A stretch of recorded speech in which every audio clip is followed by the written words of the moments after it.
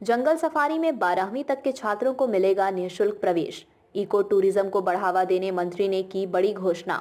छत्तीसगढ़ में eco tourism को बढ़ावा देने के लिए छत्तीसगढ़ इको टूरिज्म बोर्ड की स्थापना की जाएगी। वन एवं जलवायु परिवर्तन, जल संसाधन, सहकारिता एवं कौशल विकास मंत्री के अनुदान मांगों पर चर्चा के दौरान मंत्री केदार कश्यप ने कहा कि राष्ट्रीय अंतर्राष्ट्रीय स्तर पर इको टूरिज्म का चलन बढ़ा है। राज्य के नैसर्गिक पर्यटन केंद्रों को इको टूरिज्म के रूप में विकसित करने के उद्देश्य से इको टूरिज्म बोर्ड की स्थापना किया जाएगा। कैंपा के कार्यों के क्रियान्वयन के लिए वित्तीय वर्ष 2024-25 के लिए 1000 करोड़ रुपए का प्राविधान किया गया है। वन मंत्री ने कहा कि जंगल सफारी में अब कक्षा पहली से 12वीं तक के छात्रों के निःशुल्क भ्रमण कराया जाएगा। विधानसभा में चर्चा के दौरान 5608 करोड़ रुपए की अनुदान मांगे ध्वनि मत से पारित कर दी गई।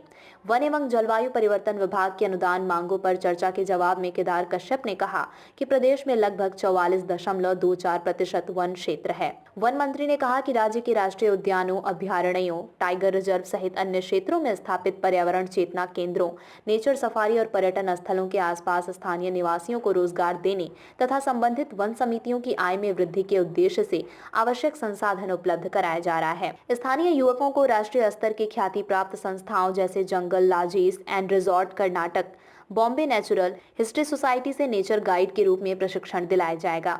मानव हाथी द्वंद्व रोकने मिशन बी का विस्तार 7 जिलों तक।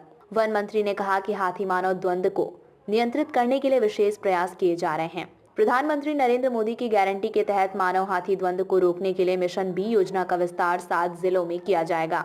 ये घोषणाएं भी हुई। सरकार आदिवासी बाहुल्य क्षेत्रों के विकास के लिए विशेष कार्य योजना।